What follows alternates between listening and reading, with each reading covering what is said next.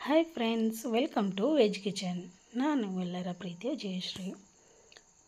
ಈಗ ನೋಡಿ, ಹಸಿ ಮೆಣಸಿನ್ಕಾಯಿ ಖಾರ ಹಾಕಿ ಬದನೆಕಾಯಿ ಪಲ್ಯ ಮಾಡ್ತಾಯಿದ್ದೀನಿ. ಸ್ವಲ್ಪ ಎಣ್ಣೆ ಕಾಯ್ಲಿಕ್ಕಿಟ್ಟು ಸಾಸಿವೆ ಜೀರಿಗೆ ಹಾಕಿ ಈರುಳ್ಳಿ ಕರಿಬೇವು ಹಾಕ್ತಾಯಿದ್ದೀನಿ. ಈರುಳ್ಳಿ ನಮಗೆ ಸಣ್ಣಗೆ ಬೇಕಾದರೆ ಹಾಗೆ ಕಟ್ ಮಾಡ್ಕೊಬೋದು. ಆಲ್ಮೋಸ್ಟ್ ಬದನೆಕಾಯಿಗೆ ಈ ಥರ ಉದ್ದುದ್ದಕ್ಕೆ ಕಟ್ ಮಾಡ್ಕೊಳ್ತೇವೆ. ಈರುಳ್ಳಿ ಸ್ವಲ್ಪ ಫ್ರೈ ಆದಮೇಲೆ ಈ ಹಸಿ ಖಾರವನ್ನು ಹಾಕ್ತಾಯಿದ್ದೀನಿ. ಖಾರಕ್ಕೆ ಎಷ್ಟು ಬೇಕೋ ನೋಡಿಕೊಂಡು ಸ್ವಲ್ಪ ಹಾಕ್ಕೊಳ್ಬೇಕು. ಹಾಕ್ಕೊಂಡು ಅದನ್ನು ಕೂಡ ಎಣ್ಣೆಯಲ್ಲಿ ಸ್ವಲ್ಪ ಫ್ರೈ ಮಾಡಿ ಆದಮೇಲೆ ಟೊಮೆಟೊ ಹಾಕಿ ಫ್ರೈ ಮಾಡ್ಕೊಂಡು ಒಂದು ಸ್ವಲ್ಪ ಹಳದಿ ಪೌಡ್ರ್ ಹಾಕಬೇಕು. ಆಮೇಲೆ ರುಚಿಗೆ ತಕ್ಕಷ್ಟು ಉಪ್ಪು, ಇದಿಷ್ಟು ಹಾಕಿ ನೀಟಾಗಿ ಮಿಕ್ಸ್ ಮಾಡಿಕೊಂಡು ಫ್ರೈ ಮಾಡ್ಕೊಳ್ಬೇಕು. ಯಾರೆಲ್ಲ ಹೊಸದಾಗಿ ನನ್ನ ಚಾನಲ್ ನೋಡ್ತಿದ್ದೀರೋ ದಯವಿಟ್ಟು ಸಬ್ಸ್ಕ್ರೈಬ್ ಮಾಡಿ. ಈ ರೆಸಿಪಿ ನಿಮ್ಗೆ ಇಷ್ಟ ಆದರೆ ಒಂದು ಲೈಕ್ ಕೂಡ ಕೊಡಿ. ಹಾಗೆ ಈ ಬದನೆಕಾಯನ್ನು ಕಟ್ ಮಾಡಿ ನೀರಲ್ಲಿ ಹಾಕಿಟ್ಟಿರ್ತೀವಿ, ಉಪ್ಪು ನೀರಲ್ಲಿ.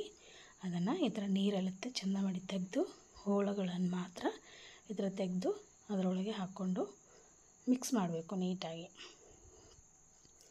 ಇದನ್ನು ಮಸಾಲೆ ಖಾರ ಕೂಡ ಹಾಕಿ ಮಾಡ್ಕೋಬೋದು, ಚೆನ್ನಾಗಿ ಟೇಸ್ಟ್ ಬರುತ್ತೆ. ಹಾಗೆ ಹಸಿ ಖಾರ ಹಾಕಿದರೂ ಕೂಡ ತುಂಬಾ ಟೇಸ್ಟ್ ಬರುತ್ತೆ.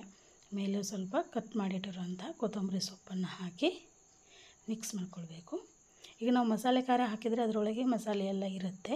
ಈಗ ನಾವು ಹಸಿ ಖಾರ ಹಾಕಿದ್ದೀವಲ್ಲ, ಮಸಾಲೆ ಇರೋದಿಲ್ಲ. ಹಾಗಾಗಿ ಒಂದು ಸ್ವಲ್ಪ ಗರಂ ಮಸಾಲೆ ಹಾಕಿದ್ದೀನಿ. ಹಾಕಿದರೂ ಕೂಡ ಆಗುತ್ತೆ, ಹಾಕದಿದ್ದರೂ ಕೂಡ ಆಗುತ್ತೆ, ಏನು ತೊಂದರೆ ಇಲ್ಲ. ಈಗ ನಾನೊಂದು ಸ್ವಲ್ಪ ಹಾಕಿ ಸ್ವಲ್ಪ ನೀರು ಜಾಸ್ತಿ ಹಾಕಬೇಕಂತೇನಿಲ್ಲ. ಒಂದು ಸ್ವಲ್ಪ ನೀರು ಹಾಕಿ ಮಿಕ್ಸ್ ಮಾಡಿ ಒಂದೆರಡು ನಿಮಿಷ ಕುದಿಸಿದರೆ ಪಲ್ಯ ರೆಡಿಯಾಗಿರುತ್ತೆ. ಆದರೆ ಟೇಸ್ಟ್ ತುಂಬಾ ಚೆನ್ನಾಗಿರುತ್ತೆ. ಈ ರೀತಿ ನೀವು ಒಂದು ಸಲ ಮಾಡ್ಕೊಂಡು ತಿಂದು ನೋಡಿ, ನಿಮಗೆ ಕೂಡ ಇಷ್ಟ ಆಗುತ್ತೆ. Thank you for watching.